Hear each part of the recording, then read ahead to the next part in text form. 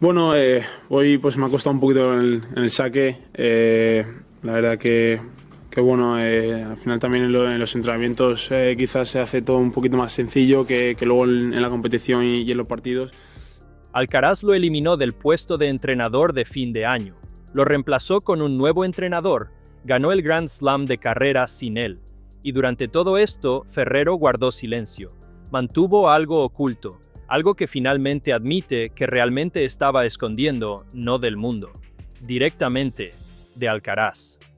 Ferrero convirtió a este chico de 15 años en la fuerza más dominante del tenis masculino. 6 Grand Slams, 24 títulos ATP. El número 1 más joven del mundo en la historia de la era abierta. Lo llamaba su cuarto hijo. Entonces llegó diciembre de 2025. El equipo legal de Alcaraz deslizó un contrato sobre la mesa un sábado por la mañana. Plazo de 48 horas. Cláusulas no deportivas tan inaceptables a nivel personal que Ferrero se marchó sin dudarlo. No fue la reducción de sueldo, no fue la rivalidad de la academia. Algo mucho más personal se estaba rompiendo en su interior. Vio el Abierto de Australia de 2026 desde casa. Dejó de seguir a Alcaraz en Instagram. Permaneció en silencio durante 3 meses seguidos, mientras Alcaraz seguía adelante pensando que era mutuo. No lo era. En marzo de 2026, Ferrero finalmente admite lo que realmente le había estado ocultando a Alcaraz todo este tiempo. Nunca quiso irse. Y en el fondo, todavía no puede decir que no. Suscríbete. Porque esa confesión cambia toda la historia. No podía decir que no. Eso es lo que 3 meses de silencio protegían en realidad. No su reputación, no su imagen profesional, no una narrativa cuidadosamente construida sobre respeto mutuo y caminos divergentes. Solo esa cruda e incómoda verdad. Juan Carlos Ferrero nunca dejó de querer estar en ese palco de entrenadores. Y Alcaraz no tenía ni idea. Para entender cómo se llegó a eso, hay que remontarse más allá de diciembre de 2025. Ferrero conoció a Alcaraz cuando el chico tenía 12 o 13 años. Alguien lo apartó en un torneo juvenil y le dijo que había un chico al que valía la pena observar. No por su tamaño, no por su desarrollo físico, porque jugaba diferente, dejadas, aproximaciones a la red, instintos que los entrenadores pasan años intentando enseñar, pero que suelen fracasar. Ferrero lo observó y lo anotó. En 2019, Alcaraz tenía 16 años y estaba listo para una estructura de entrenamiento seria. Ferrero lo tomó bajo su tutela. Lo que siguió fue uno de los ascensos más rápidos en la historia del tenis profesional. 3 años después, Alcaraz ganó el US Open de 2022 y se convirtió en el número 1 del mundo más joven de la era abierta, con 19 años. Ferrero estuvo presente en cada punto. Los títulos siguieron llegando después.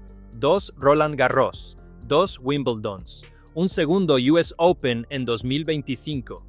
Para las finales ATP de Turín en noviembre de ese año, Alcaraz tenía 6 Grand Slams, 24 títulos ATP y acababa de completar la temporada individual más dominante de su carrera, 8 títulos y 71 victorias. Ferrero ganó el premio al entrenador del año de la ATP por segunda vez. Desde cualquier punto de vista, se suponía que 2026 sería aún mejor. Eso es precisamente lo que hace que la situación contractual sea tan desconcertante. El acuerdo entre Ferrero y el equipo de Alcaraz era anual. Un nuevo contrato cada año. Había funcionado así desde 2019 sin mayores contratiempos. Pero a finales de 2025 algo cambió. El contrato anterior expiraba a finales de noviembre. Ferrero esperó. Pasaron los días. No llegó ninguna propuesta. Ningún representante de Alcaraz se comunicó sobre las condiciones futuras. Ya había planificado la pretemporada. Tenía el calendario del Abierto de Australia en mente. Actuaba como si la continuidad estuviera garantizada porque nada indicaba lo contrario. Entonces, el sábado 13 de diciembre, finalmente llegó el contrato. Una fuente cercana a Ferrero describió lo que sucedió a continuación con sorprendente franqueza. La propuesta llegó un sábado por la mañana con una condición: aceptarla o rechazarla antes del lunes. 48 horas para leer y responder a un documento legal que regulaba una de las relaciones profesionales más importantes del tenis mundial. Sin margen de negociación, sin invitación a discutir los términos en persona, un documento y un reloj. Dentro de ese documento había una reducción salarial significativa. Ferrero se pronunció públicamente al respecto y la rechazó de inmediato. Había basado toda su carrera en el principio de que el dinero no era el principal motor de sus decisiones. Eso no fue lo que lo cambió todo. Las cláusulas no deportivas, sí. Nunca ha revelado exactamente su contenido. Tampoco lo ha hecho nadie del entorno de Alcaraz. Pero Ferrero las describió en su entrevista con Marca como condiciones que entraban en conflicto directo con sus valores personales. No se trataba de condiciones tenísticas, ni de logística de calendario. Era algo en la estructura del acuerdo que iba más allá de la cancha por completo. Condiciones que consideraba un ataque directo a su persona, no a su desempeño profesional. Pensemos en lo que eso significa en realidad. No se trataba de un desacuerdo sobre la carga de entrenamiento o la selección de torneos. Se trataba de una serie de exigencias que Ferrero sentía que atentaban contra su identidad. Y tenía 48 horas para aceptarlas o abandonar una colaboración de 7 años. Se marchó. Lo que siguió reveló más sobre la dinámica interna que rodeaba a Alcaraz, sin ninguna información previamente publicada. Ferrero confirmó que nunca habló directamente con Alcaraz sobre la decisión final. Se puso en contacto con él con antelación para confirmar que Carlos estuviera al tanto de las negociaciones. Alcaraz asintió. Ese fue, en esencia, el último intercambio sustancial antes de que la ruptura se hiciera pública el 17 de diciembre. 7 años juntos. El jugador considera a su entrenador como un segundo padre. La colaboración termina sin una conversación formal entre ambos. El último intercambio fue una simple consulta, no una resolución, no una despedida. Ferrero confirmó que Alcaraz fue informado y ambas partes se replegaron. Ese detalle revela dónde radicaba la verdadera fricción.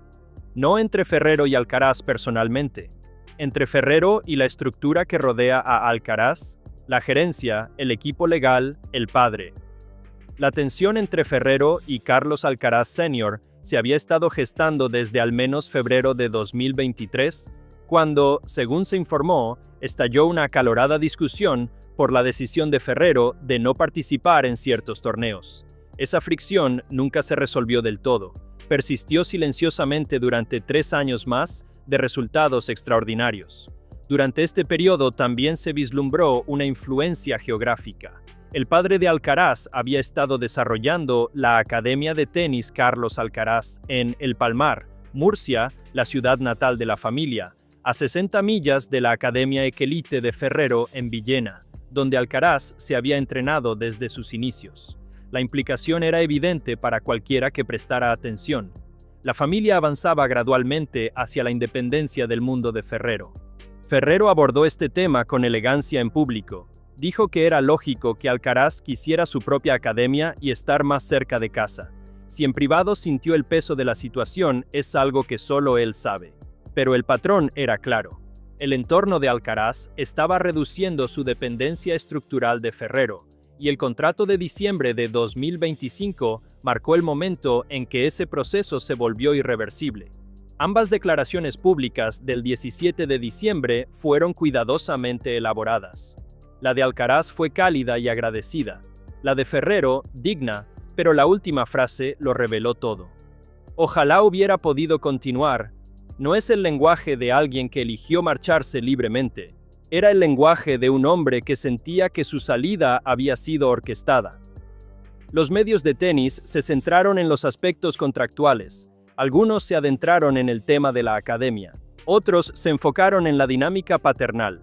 La mayoría lo presentó como una separación profesional limpia entre dos personas que simplemente habían cumplido su ciclo juntos. Nadie se centró en la pregunta correcta. La pregunta correcta nunca fue ¿por qué se fue Ferrero?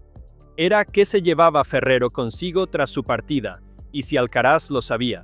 Porque mientras los medios reconstruían la cronología contractual, Ferrero vivía algo mucho más personal. 6 años de identidad profesional se habían construido completamente en torno a este proyecto. Su academia, su filosofía de entrenamiento, su rutina diaria, todo estaba entrelazado con el desarrollo de Alcaraz. Y ahora Alcaraz estaba en la pretemporada con Samuel López, preparándose para Melbourne, mientras Ferrero se encontraba en casa sin jugador, sin calendario y sin rumbo. Para todo lo que había invertido. Dejó de seguir a Alcaraz en Instagram. Más tarde lo explicó con total sinceridad. Necesitaba distancia, necesitaba dejar de ver las actualizaciones diarias, necesitaba algún tipo de separación para empezar a procesar lo sucedido. Fue un pequeño gesto, pero revelador. No era un hombre que hubiera superado la ruptura sin más. Entonces llegó el Abierto de Australia. Alcaraz fue a Melbourne sin Ferrero y respondió a todas las preguntas sobre la separación con su raqueta.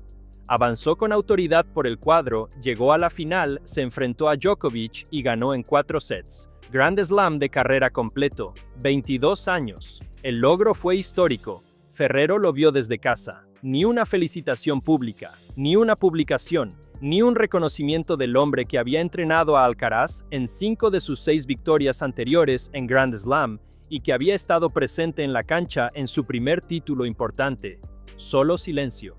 Luego Alcaraz publicó su resumen de fin de año. Fotos de 2025. Un registro visual de la temporada. Ferrero no aparecía en ninguna imagen, a pesar de estar físicamente presente, profesionalmente involucrado y emocionalmente ligado a casi todos los resultados de ese año. Ferrero lo reconoció públicamente. Dijo que le sorprendía, que había sido una parte fundamental de 2025. Su tono era mesurado, no amargo, pero la sorpresa era genuina. Ser excluido del registro de una temporada que ayudaste a construir tiene un sabor amargo que el lenguaje profesional no puede expresar por completo. Para marzo de 2026, habían pasado 3 meses.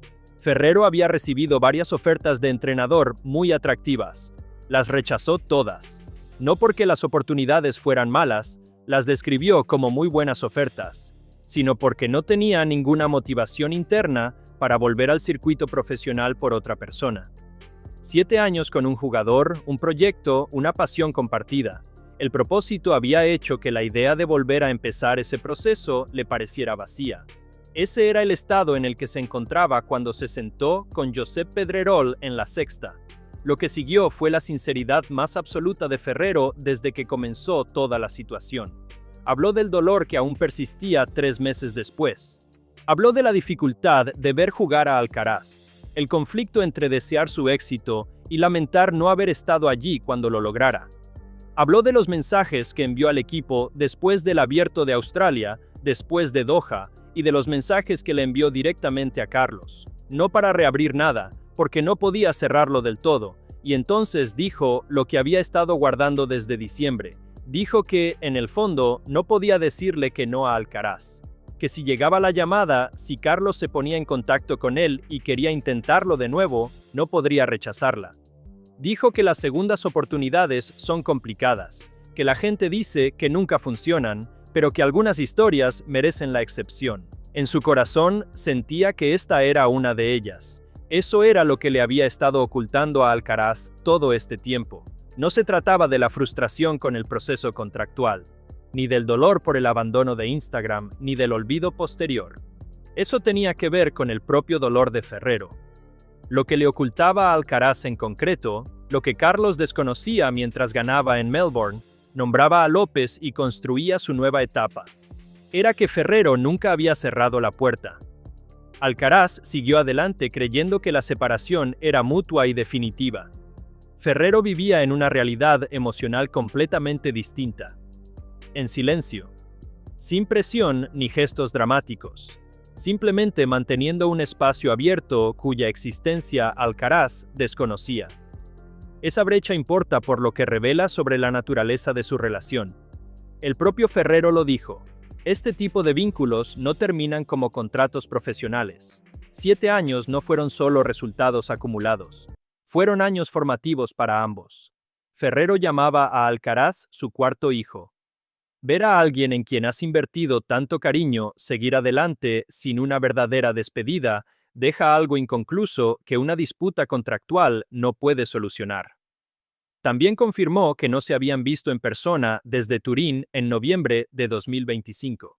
Intercambiaron mensajes, pero no hubo encuentro, ni café, ni conversación que aclarara lo que había entre ellos. Ferrero dijo que la reunión estaba pendiente, que la deseaba, que estaba listo, que ansiaba abrazar a Alcaraz y sentarse con él para recordar lo que habían construido. Hasta esa entrevista de marzo aún no se había concretado. La demora no provenía de Ferrero. Él se había puesto en contacto. La distancia venía de la otra parte, de un joven de 22 años en la cima de su carrera, rodeado de una nueva estructura, quizás aún no preparado para reflexionar sobre algo sin resolver. O quizás alejado de esa conversación por el mismo círculo íntimo que había orquestado la ruptura en primer lugar. Ferrero manejó todo esto con una moderación innecesaria. Podría haber mencionado las cláusulas no deportivas. Podría haber sido explícito sobre el papel del padre en lugar de ofrecer la cautelosa respuesta de que la familia y el entorno pueden haber influido. Decidió proteger la relación incluso mientras lidiaba con su pérdida. Esa contención explica por qué se lo ocultaba a Alcaraz. No por orgullo, no por estrategia, porque decir no he terminado, volveré, sigo aquí, era como cargar con un peso a alguien que ya había seguido adelante. Así que lo cargó solo.